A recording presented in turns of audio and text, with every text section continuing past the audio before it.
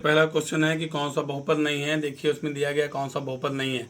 तो एक चीज़ याद रखिएगा, अगर कहीं भी किसी भी पॉलिनोमियल में मतलब कोई भी अगर आपको बीजीय व्यंजक दिया गया है और उसमें कोई भी चर राशि यानी एक्स वाई ये सब अगर अंडर रूट में आ जाए तो वो बहुपद नहीं है। अगर कहीं पे आपको दिखाई दे कि कोई चर राशि अंडर रूट में लिखी गई तो वहाँ लिखिएगा ये बहुपद नहीं है।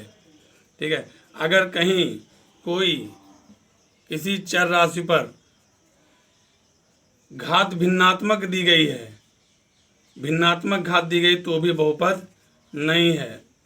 बहुपद नहीं है याद कर लीजिए, बहुपद है अपने आप मालूम हो जाएगा। ठीक है।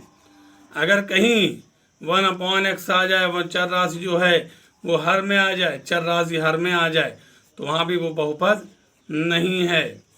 और अगर देखिए एक चीज़ और कि अगर कहीं किसी चर राशि पर ऋणात्मक घात आ जाए, ऋणात्मक घात आ जाए तो भी वो बहुपद नहीं। ये चारों चीज़ें अपने दिमाग में बैठा लीजिए, बहुपद आपको मालूम हो जाए कौन सा बहुपद नहीं है, कौन सा बहुपद है। अब देखिए पहले वाले में 4 क्वेश्चन दिए गए हैं, उसमें चौथा वाला बहुपद नहीं, क्योंकि चौथा वाला क्वेश्चन जो ऑप्शन दिया गया है डी वाला ऑप्शन, पहले में डी वाले ऑप्शन में देखिए पहले का डी का ऑप्शन दिया गया है x + 3/x और यहाँ x कहाँ आ जा रहा है, हर में। मैंने बताया था अगर हर में चर राशि आ गई तो बहुपद नहीं है, तो ये वाला बहुपद नहीं है, यानी ये आपका ऑप्शन सही होगा उसमें। और देखिए दूसरे में कह रहा है कौन सा एक बहुपद है। दूसरे क्वेश्चन को ध्यान से देखिए, बुक में देखिए अपने, निम्न में से कौन सा एक बहुपद है। जैसे x² + 1/x, अब वहाँ 1/x आ गया, हर में आ गया ना, हर में चर राशि आ गई तो बहुपद नहीं है। दूसरे में देखिए 2x² -3 √x आ गया, यानी चर राशि अंडर रूट में आ गई तो भी बहुपद नहीं है। चौथे में डी वाले में देखिए x² + x⁻⁻2 ऋणात्मक घात आ गया, अगर ऋणात्मक घात भिन्नात्मक घात हो तो भी बहुपद नहीं है, यानी केवल सी वाला बहुपद है आपका। और उसमें सी वाला आपका, दूसरे में सी वाला केवल आपका सही है, तो पहले के दूसरे में सी वाला सही है, जो है लिखा आपका 3x² - 3x + 1, यही आपका केवल सही है। अब देखिए दूसरे क्वेश्चन में कहा जा रहा है किसी बहुपद px के लिए, किसी बहुपद px के लिए दिया गया है का ग्राफ नीचे दिए गए 2.10 में दिया गया। प्रत्येक स्थिति में px के शून्यकों की संख्या ज्ञात कीजिए। शून्यकों की संख्या ज्ञात करनी है आपको। शून्यकों की संख्या देखिए कैसे ज्ञात करते हैं। जैसे मान लीजिए px के लिए कहा जा रहा है तो आप ये x एक्सिस है और ये y एक्सिस है, x एक्सिस है और ये y एक्सिस है, x ऋणात्मक और y धनात्मक, y ऋणात्मक। ठीक है। तो अगर px के लिए कहा जाए तो x एक्सिस पे जितने जगह पे काटेगा, अगर मान लीजिए कोई रेखा चल रही जो x एक्सिस पे जितने बिंदुओं पर काटेगी उतने ही शून्यकों की संख्या होगी। जैसे ये रेखा कितने जगह काट रही है, एक यहाँ काट रही है, एक यहाँ काट रही है, एक यहाँ काट रही है, x पे केवल, x पे, इससे नहीं मतलब है, x पे कितने जगह काट रही है, 1 2 3 की जगह काट रही है तो शून्यकों की संख्या हो गई, शून्यकों की संख्या हो गई 3, शून्यकों की संख्या हो गई 3, क्योंकि 3 जगह काट रही है ना, शून्यकों की संख्या हो गई 3। x अक्ष को जितने जहाँ पे काटेगी, जितने बिंदुओं पर उतने शून्यकों की संख्या होगी। पहले में देखिए कहीं नहीं x पे काट रही तो 0 शून्य हो जाएंगे। दूसरे में देखेंगे तो आपको एक जगह पे काट रही है x एक्सिस पे तो 1 शून्य हो जाएंगे। ऐसे ही बाकी के क्वेश्चन आपको हल करने हैं। तो जितना x एक्सिस पे जितने बिंदुओं पर रेखा काटेगी उतने ही शून्य होंगे। जैसे यहाँ 1 2 3 जगह काट रही है तो शून्यकों की संख्या 3 होगी। ठीक है। इसी प्रकार आपको क्वेश्चन नंबर दूसरे के सारे क्वेश्चन करने हैं। क्वेश्चन नंबर 3 देखिए, क्वेश्चन 3 दिया गया है कि बहुपद एक दिया गया है, तीसरे का पहला एक बहुपद दिया गया है x² - 2x - 3। अब इसके पूछा कि इसके शून्य ज्ञात कीजिए। ठीक है। तो इसके शून्य का आपको ज्ञात करना है। उसमें आपको 4 ऑप्शन दिए गए हैं, -3,1, b दिया गया -3,-1, c दिया गया 3,-1 और d दिया गया 3,1। 4 ऑप्शन आपको दिए गए हैं, लेकिन आपको शून्य ज्ञात करना। शून्य ज्ञात करने के लिए आपको गुणनखंड करने आना चाहिए। गुणनखंड करने आपको आना चाहिए। जैसे गुणनखंड करने क्या, 2 अंक लीजिए, गुणा करने तीनों, घटाने 2, तो 3 एकम 3, 3 में से 1 गया 2, तो लिखेंगे x² - 3 में से 1 गया 2, x - 3। अब पहले क्या करेंगे, x² - 3 से 1 गुणा 3x माइनस प्लस x - 3। इसके बाद आप क्या करेंगे, कॉमन ले लेंगे। यहाँ पे x कॉमन है, x - 3 बचेगा। यहाँ पे कोई कॉमन नहीं, 1 निकालेंगे, यहाँ पे x - 3 बचेगा। एक ब्रैकेट में आएगा x - 3 और एक ब्रैकेट में आएगा x + 1। यदि आप x - 3 = 0 लेते हैं, एक्स माइनस 3 पहले आप इसके इक्वल 0 लेंगे, एक्स माइनस 3 इक्वल 0 लेंगे, नेक्स्ट इक्वल आएगा माइनस हो जाएगा +3 हो जाएगा, ये पहला शून्य होगा। और आप एक्स प्लस 1 इक्वल टू 0 लेते हैं तो आपका आएगा एक्स इक्वल टू -1 +1 हो जाएगा -1, तो ये 3 और -1 ये हो जाएंगे 0, तो शून्य के बराबर हो जाएंगे 3 और -1, ये शून्य हो जाएंगे और ये ऑप्शन आपका सही होगा। ठीक है, क्वेश्चन नंबर 3 देख लीजिए, कह रहा है क्वेश्चन नंबर 3 में कह रहा है, तीसरे के दूसरे क्वेश्चन में देखिएगा, दिया गया है कि एक द्विघात बहुपद जिसके शून्य 5 और -3 है तो वो द्विघात बहुपद होगा, मतलब उसमें 4 ऑप्शन दिए गए हैं, आपको चारों में से एक सही होगा। ठीक है, तो देखेंगे सबसे पहले आपको शून्य दिए गए हैं, शून्य क्या दिए गए हैं, शून्य दिए गए हैं आपको 5 और -3 ये दिए गए हैं आपको शून्य। तो आप पहले द्विघात बहुपद अगर कोई फाइंड करना हो, आपको ज्ञात करना हो, तो द्विघात बहुपद का सूत्र याद कर लीजिएगा। द्विघात बहुपद बनाने का सूत्र इसको एकदम दिमाग में याद कर लीजिए, एग्जाम में जरूर आता है। x² माइनस शून्यकों का योगफल, शून्यकों को अगर अल्फा बीटा ले लीजिए तो alpha plus beta, x plus शून्यकों का गुणनफल, इसे याद कर लीजिए, शून्यकों का गुणनफल। तो यहाँ पे हो जाएगा x² माइनस शून्यकों का योगफल हो गया 5 + -3, तो ये दोनों शून्य हैं, 5 और 3 तो शून्य हैं, तो इनका योगफल में इनको जोड़ दिया जाएगा। और शून्यकों के गुणनफल में 5 × -3, अब देखिए x² लिखिए, -5 में से 3 गया 2x और प्लस माइनस 5 दिया 15, ये हो जाएगा आपका आंसर। तो देख लीजिए ऑप्शन कौन सा सही है आपका। ठीक है ना, ये आपका ऑप्शन आपका सही होगा, x² - 2x - 15। तीसरे में देखिए कह रहा है कि द्विघात बहुपद के शून्यक होते हैं दोनों धनात्मक दोनों ऋणात्मक, एक धनात्मक एक ऋणात्मक दोनों समान। अगर मान लीजिए अगर द्विघात बहुपद आपको दिया जाए ax² + bx + c = c, ये दिया जाए, हर जगह अगर प्लस है तो दोनों शून्यक ऋणात्मक होंगे, याद रखिएगा। अगर हर जगह बहुपद में प्लस है, यदि यहाँ भी प्लस, यहाँ भी प्लस है, यहाँ भी प्लस है, तो सब प्लस है, तो दोनों शून्य क्या होंगे, ऋणात्मक होंगे, याद रखिएगा। अगर हर जगह प्लस है तो दोनों शून्य ऋणात्मक होंगे। अगर मान लीजिए कि पहले माइनस आ गया बाद में प्लस आ गया तो दोनों शून्य धनात्मक होंगे, दोनों शून्य क्या होंगे, धनात्मक होंगे। अगर मान लीजिए पहले धनात्मक आ गया बाद में ऋण आ गया, पहले प्लस आ गया बाद में माइनस आ गया, तो एक शून्य धनात्मक होगा और एक ऋणात्मक होगा, एक शून्य धनात्मक होगा और एक ऋणात्मक होगा। ठीक है, लेकिन अगर हर जगह माइनस आ जाए तब भी यही कंडीशन लागू होगी। अगर मान लीजिए हर जगह माइनस आ गया, यहाँ भी माइनस आ गया, यहाँ में, तो भी वही चीज़, एक धनात्मक और एक ऋणात्मक, वही चीज़ फिर से लिखा जाएगा। ठीक है, तो ये चारों पॉइंट आप याद रखिएगा। अगर किसी द्विघात बहुपद में हर जगह प्लस आ गया तो दोनों शून्य ऋणात्मक होंगे। अगर पहले माइनस आ गया बाद में प्लस आ गया, मतलब x के कोएफिशिएंट के पहले माइनस आ गया, तब आपका दोनों शून्य धनात्मक होंगे। अगर मान लीजिए पहले प्लस आ गया x के कोएफिशिएंट के आगे और कांस्टेंट अचर पद के आगे माइनस आ गया, तो एक धनात्मक एक ऋणात्मक, और हर जगह माइनस आ गया तभी एक धनात्मक एक ऋणात्मक।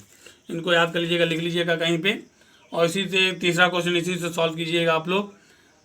चौथे क्वेश्चन में देखिए, क्वेश्चन नंबर 4 दिया गया है, आखिरी क्वेश्चन है।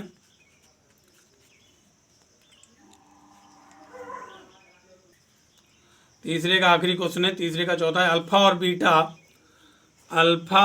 बीटा एक बहुपद है x² + 6x + 2 के शून्यक हैं, ये आपको दिया गया और कह रहा है तो 1/α + 1/β का मान ज्ञात कीजिए। तो चूंकि हैं तो लिखेंगे शून्यकों का योगफल, ये सूत्र याद कर लीजिए, शून्यकों का योगफल होता है -x का गुणांक बटे x² का गुणांक। ये याद रखिए आप, बहुत ही इजी फार्मूला है। शून्यकों का योगफल, शून्य कौन है, अल्फा और बीटा है ना, तो लिखेंगे अल्फा + बीटा बराबर -x का गुणांक कौन है, 6 है, x² का गुणांक कौन है, कोई नहीं है, 1 है, तो इसका -6 लिखा जाएगा। और फिर लिखेंगे शून्यकों का गुणनफल, और शून्यकों का गुणनफल होता है, शून्यकों का गुणनफल होता है, ये भी सूत्र याद रखिए, ये भी सूत्र है, ये भी याद करना है, और ये भी सूत्र है, ये भी याद करना है। दोनों सूत्रों को आप याद कर लीजिएगा। शून्यकों का गुणनफल होता है अचर पद बटे एक्स स्क्वायर का गुणांक, ये भी याद रखिएगा, अचर पद बटे एक्स स्क्वायर का गुणांक। तो शून्यकों का गुणनफल, शून्य कौन है, अल्फा और बीटा ना यहाँ पे शून्यक, तो गुणनफल में इनको गुणे में लिखेंगे, अल्फा इंटू बीटा बराबर अचर पद कितना है, अचर पद यहाँ देखिए, इसमें अचर पद है ये 2, जिसके पास साथ एक्स नहीं है, अचर पद 2 है, एक्स का गुणांक 1 है, तो यहाँ लिखेंगे हम 2/1 बराबर ये आएगा 2 ही आएगा। अब हमें ज्ञात क्या करना है, ज्ञात करना है, कह रहा है कि 1/अल्फा, अब आपको ज्ञात करना है 1/अल्फा प्लस 1/बीटा का मान। तो अल्फा और बीटा का लासा नीचे अल्फा बीटा हो जाएगा, बीटा एकम बीटा यहाँ आ जाएगा, प्लस अल्फा एकम अल्फा यहाँ आ जाएगा। अल्फा प्लस बीटा लिखा है ना, तो अल्फा प्लस बीटा का मान कितना निकालो, -6 आप निकाले हो, अपॉन अल्फा बीटा लिखा, अल्फा बीटा का मान 2 निकाले हो, 2 एकम 2, 2 3 6 कट गया, तो क्या बचेगा -3 हो जाएगा आपका आंसर। ठीक है, चलिए प्रश्न 4 देखते हैं। प्रश्न 4 में दिया गया द्विघात बहुपदों के शून्य ज्ञात कीजिए और शून्यकों गुणांकों के भी संबंध की सत्यता की जांच कीजिए। 2 ही क्वेश्चन हम बताएंगे इसमें से आपको। एक पहला बता दे रहे हैं आपको, पहला आपका गुणनखंड है, आप गुणनखंड पढ़े हैं, जैसे लिखा हुआ है चौथे का पहला लिखा हुआ है x² - 2x - 8, ये गिवन है ना आपको। तो गुणनखंड करेंगे, गुणनखंड आपको आता है ना, जैसे 4 दूना 8, 4 में से 2 गया 2, तो x² - 4 दूना 8, 4 में 2 गया 2, तो 4 - 2 x - 8 गुणनखंड आपको 9 में बताया गया। x² - 4 से 2 4x माइनस प्लस 2x -8 हो जाएगा। यहाँ x कॉमन निकाल लीजिए, बचेगा x - 4, यहाँ पे प्लस 2 कॉमन निकाल लीजिए, यहाँ भी x - 4 बचेगा, x - 4 आपका एक ब्रैकेट में आएगा और x + 2 एक ब्रैकेट में आएगा। यदि आप ये शून्य निकालने आपको, तो इसके बराबर 0 लेना, पहले x - 4 बराबर 0 लेना है, तो x = हो जाएगा 4। ऐसे आपको फिर x + 2 बराबर 0 लेना है, तो x = हो जाएगा +2 हो जाएगा -2। ठीक है, अब देखिए आप, तो शून्य का आ गया आपके शून्य बराबर 4 और -2, ये आपके शून्य। ठीक है, अब आपको क्या करना है, देखिए अब आप लिखेंगे शून्यकों के सत्यता की जांच भी आपको करनी है। तो सबसे पहले लिखना है शून्यकों का योगफल। शून्यकों का योगफल का सूत्र मैंने बताया आपको। शून्यकों का योगफल क्या होता है, -x का गुणांक, अभी पीछे लिखवाएं आपको, अपॉन x² का गुणांक, ये हम लिखवाए हैं। तो शून्यकों का योगफल, शून्यकों का योगफल के शून्य दोनों हैं 4 और -2, 4 + -2 लिखेंगे, और -x का गुणांक हो गया आपका। देखिए यहाँ लिखा है x का गुणांक, और x का गुणांक x के साथ कौन है, -2 है ना, तो यहाँ लिखेंगे माइनस, ये माइनस यहाँ से लगाया जाएगा, और x का गुणांक -2 बटे x² का गुणांक, तो x² के साथ कौन है यहाँ पे 1 है, तो यहाँ 1 लिखेंगे। अब देखिए 4 में से 2 गया 2 बचेगा, और माइनस प्लस 2, ये दोनों 2 आ गया, तो ये आपका प्रूफ हो गया पहला। फिर ऐसे लिखेंगे शून्यकों का गुणनफल, शून्यकों का गुणनफल, और ये गुणनफल आपका क्या होता है, अचर पद बटे x² का गुणांक, ये होता है ना, अचर पद बटे x² का गुणांक होता है। शून्यकों का गुणनफल, शून्य कौन कौन से हैं, 4 और -2 हैं, और अचर पद देखिएगा -8 है, उसका गुणांक 1 है, 4 दूना 8, -8 बराबर -8 दोनों तरफ आ जाएगा, और ये हो जाएगा आपका प्रूफ्ड। तो इस प्रकार आप सत्यता की जांच करेंगे। ये सत्यता की जांच हो गई, शून्यकों का योगफल और गुणनफल, और ये आपके शून्यक हो गए। इस तरह आपको सारे क्वेश्चन सॉल्व करने फोर्थ के, और फोर्थ में एक और क्वेश्चन है जो आप शायद उसमें आप ना कर पाएँ, और है question number 5। Question number 5 given है t² - 15। तो यहाँ देखिए, जैसे मान लीजिए x² है, मान लीजिए अचर पद है, लेकिन आपका x का गुणांक नहीं दिया गया, यानी t का गुणांक नहीं दिया गया है, तो अगर t का गुणांक नहीं गया तो उसे हम 0 मानेंगे। अब क्या करेंगे, आप t² लिखेंगे और 15 को √15 का होल स्क्वायर कर देंगे। अब देखिए ये a² - b² का फार्मूला बन गया, हमें गुणनखंड करना है। a² - b², एक ब्रैकेट में हो जाएगा a + b, और एक ब्रैकेट में हो जाएगा a - b। इस प्रकार आप इसको तोड़ देंगे। अब देखिए पहले t + √15 लिखेंगे, और t + √15 = 0 लेंगे, तो t = आ जाएगा -√15, और फिर आप लिखेंगे t - √15 = 0, और t = आ जाएगा +√15। तो इस तरह -√15 शून्यक हो गए आपके, शून्यक हो गए -√15 और +√15। ठीक है, अब आपको फिर वही करना है, पहले शून्यकों का योगफल फाइंड करना है। लिखेंगे शून्यकों का योगफल, क्या होता है, माइनस एक्स का गुणांक बटे एक्स स्क्वायर का गुणांक। याद रखिएगा इसको ध्यान से, ठीक है। अब हम क्या करेंगे, शून्यकों का योगफल दोनों शून्य जो -15 दिया है अब प्लस √15 इसको जोड़ देंगे। लेकिन यहाँ एक्स तो है नहीं, यहाँ पे तो टी है, तो यहाँ एक्स नहीं लिखेंगे, यहाँ पे हम टी लिखेंगे, ठीक है। माइनस टी का गुणांक, टी है ही नहीं तो टी का गुणांक 0, टी स्क्वायर का गुणांक, टी स्क्वायर गुणांक 1 लिख देंगे। -√3 प्लस √3 कट गया, 0 यहाँ भी आ गया, 0 वहाँ भी आ गया, क्योंकि 1 से 0 डिवाइड को 0 टाइम में। अब ऐसे ही शून्यकों का गुणनफल निकाल लीजिए।